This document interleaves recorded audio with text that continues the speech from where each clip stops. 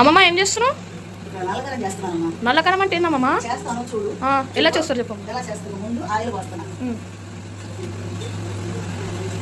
Oil పోసినాక మిరపకాయలు వేస్తున్నా.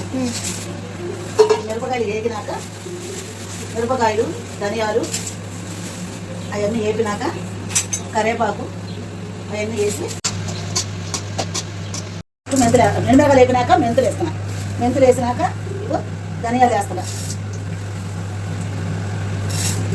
ధనియాలు వేసినాక కరివేపాకు వేసి ఈ యార్ని ఇచ్చారు కదా ఆ రెండు కలిపి చేసుకుంటే అంత రుచిగా ఉంటుంది. కారపొడి పొడి పొడి ఆడుతూ ఉంటుంది. మంచి కమ్మటి వాసన వస్తూ ఉంటుంది.